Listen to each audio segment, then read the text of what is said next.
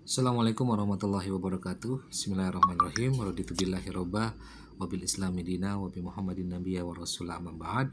Untuk mata kuliah ekonomi sumber daya insani di manajemen bisnis syariah, untuk presentasi nanti bisa dialihkan di pertemuan ke depan ya, karena ada beberapa hal yang belum bisa saya masuk. Jadi saya sampaikan materinya untuk penyediaan tenaga kerja ini secara daring.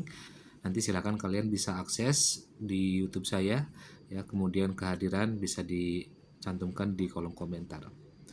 Nah, materi ini sebenarnya disampaikan oleh kelompok ketiga ya, terkait dengan penyediaan tenaga kerja. Jadi silakan nanti untuk presentasi bisa dilaksanakan di Rabu depan sebagai bahan presentasi ataupun diskusi untuk kelompok yang kedua ini. Hari ini kita akan membahas tentang penyediaan tenaga kerja. Kenapa penyediaan tenaga kerja ini penting? Ya, kalau kita tahu di negara kita ini sekitar 60% ya, 60% diambil dari 270 juta penduduk. Nah, 60%-nya ini diantaranya adalah angkatan kerja aktif.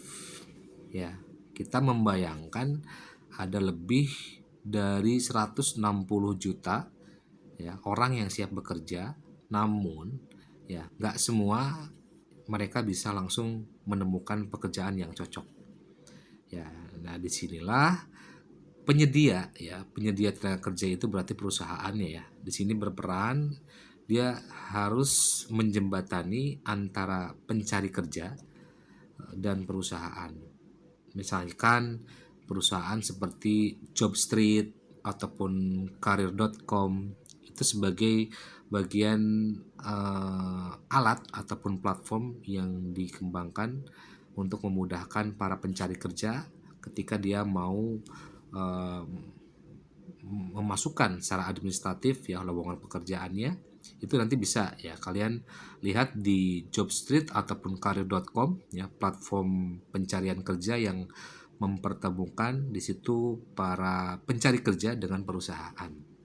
Biasanya itu nanti di halaman awalnya Anda bisa lihat ya, bisa masuk nanti mencari lowongan lewat kolom posisi ataupun perusahaan nanti dengan menekan tombol search itu ya, cari. Nanti misalkan kalian mau searching tentang manufaktur yang membuka lowongan pekerjaan di bidang akuntansi ataupun manajemen operasional, itu nanti ada. Ya, kenapa ini penting? Ya, kenapa memakai Career.com misalkan dengan platform-platform seperti itu? Karena nanti Anda dengan membuat profil, misalkan dengan membuat kurikulum vitae, ya, dengan satu profil lengkap, ya,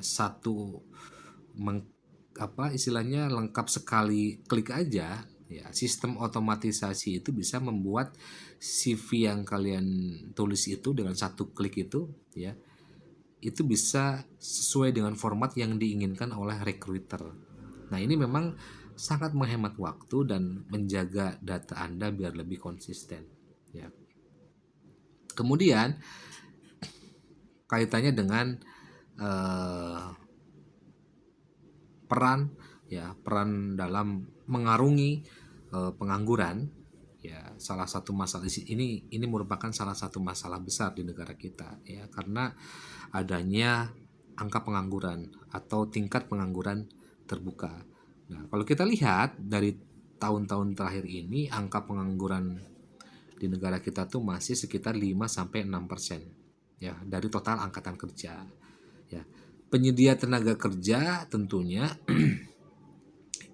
ini harus membantu menekan angka dari TPT tadi dengan mempertemukan lowongan dengan pelamar yang tepat.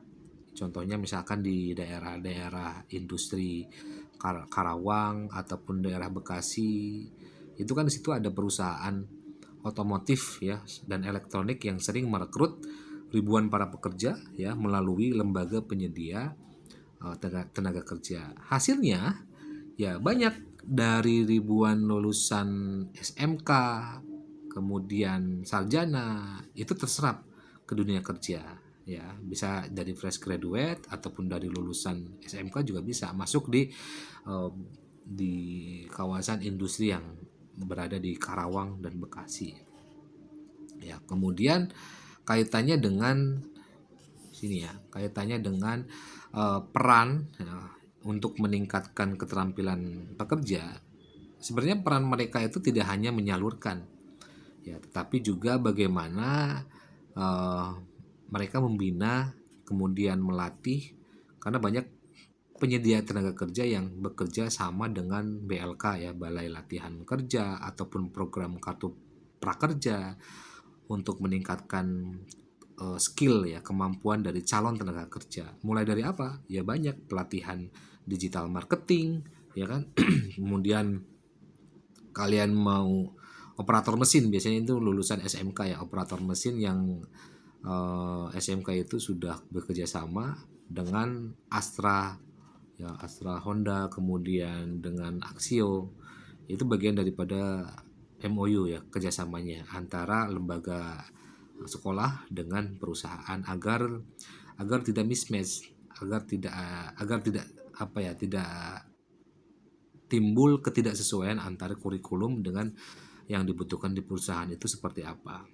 Ya, operator mesin itu. Kemudian kalau misalkan di perusahaan-perusahaan itu nanti ada masuk ke administrasi perkantoran. Contoh misalkan di Mitra Industri Jawa Barat ya, selalu mengadakan pelatihan welding ya. Welding itu seperti pengelasan, kemudian operator CNC bagi calon pekerja pabrik yang ada di Cikarang. Nah, itu kaitannya dalam meningkatkan keterampilan pekerja. Kemudian bagaimana eh, kondisi ini bisa menyediakan informasi kepada pasar kerja. Nah, kalau kita lihat di era digital hari ini, ya, penyedia tenaga kerja itu juga harus menjadi sumber informasi pasar kerja. Ya, mereka tahu tren industri apa yang sedang naik. Ya, apa sih sekarang yang tren industri yang yang hype tuh apa sekarang? Ya, kita lihat banyak ya, misalkan industri logistik ataupun digital, ya, ada otomotif listrik, itu sangat membutuhkan tenaga ahli baru. Ya, mulai dari platform seperti LinkedIn, kemudian Glean, itu kan sering merilis laporan tren keterampilan ya. Misalnya tahun 2025 kebutuhan terbesar ada di bidang apa, misalkan data analis ataupun nanti digital marketingnya ataupun dari project manajemennya. Jadi memang skill future kedepannya itu, kompetensi yang dibutuhkan di masa depan itu yang tidak terlepas dari seperti yang tadi, data analis, orang-orang yang memang bisa menganalisa data, interpretasi data itu seperti apa, data bisa dibaca, dianalisa dengan baik. Digital marketing ya, kemudian project management itu juga masuk sebagai future skillnya.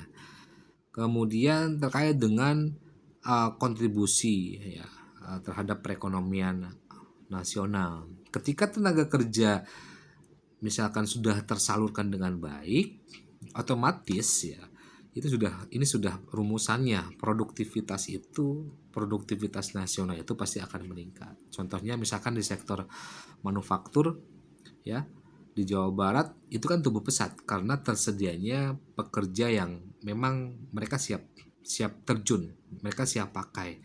Nah, penyedia tenaga kerja yang efisien ini pasti tentunya akan membantu perusahaan itu menghemat waktu rekrutmen. Jadi perusahaan itu tidak fokus untuk merekrut karyawan yang baru, tapi bagaimana nanti lebih mengembangkan ya, memberikan pelatihan lagi kepada karyawan-karyawan yang memang dia sudah integritas di perusahaannya, tinggal diberikan pelatihan-pelatihan agar satu frekuensi, satu visi misi dengan perusahaan tersebut. Jadi membantu perusahaan itu menghemat waktu rekrutmen sehingga perusahaan itu bisa lebih fokus ke inovasi, ya bisa berinovasi ataupun nanti bisa fokus ke produksinya. Ini mendorong tentunya pertumbuhan ekonomi nasional.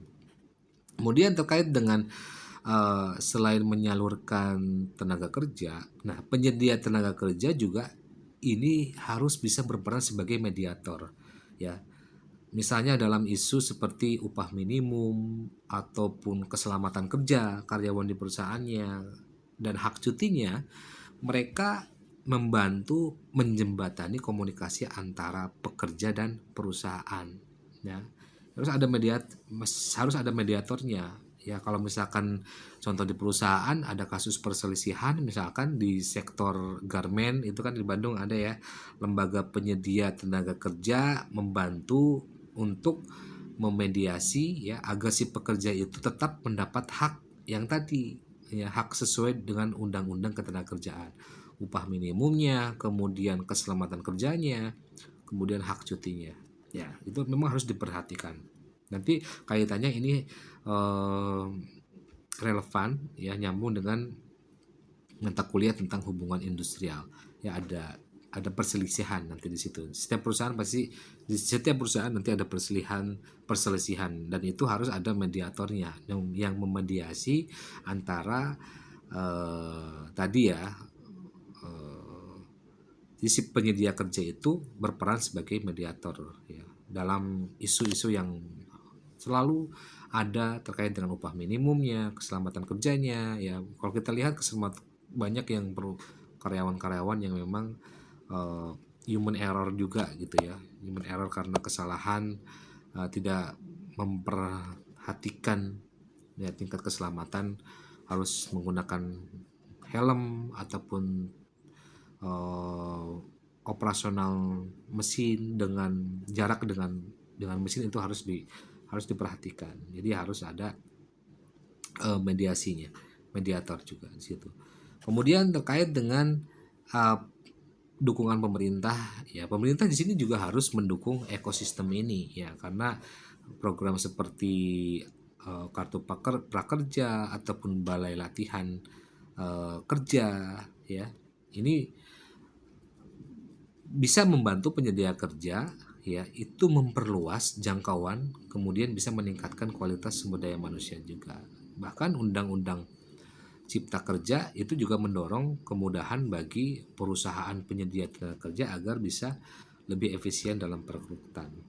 Ya, jadi ya itu harus ada sinergi pemerintah dan ekosistem ketenagakerjaan, ya.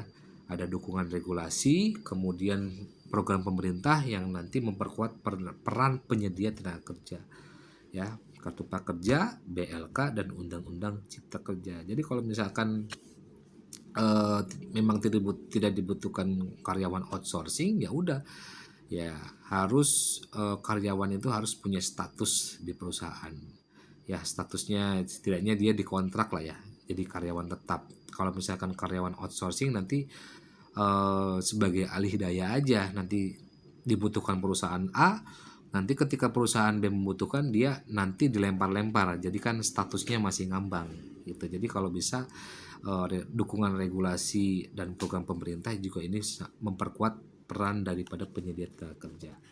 Kemudian kesimpulannya kalau kita lihat, ya, penyedia tenaga kerja ini bukan hanya sekedar penyalur, ya, bukan hanya sekedar penyalur, tetapi mereka juga pilar penting dalam sistem ketenagakerjaan nasional untuk mengurangi apa? Tentunya pengangguran, ya, kemudian meningkatkan keterampilan atau skill, menyediakan informasi pasar kerja, dan kontribusi bagi ekonomi. Nah, kalau misalkan sistemnya berjalan dengan baik, ya, negara kita bukan hanya punya banyak tenaga kerja, tapi juga tenaga kerja yang dia kompeten. Makanya di pertemuan pertama itu, ya, ada peran dan fungsi SDM sebagai tenaga usahawan, sebagai pimpinan perusahaan.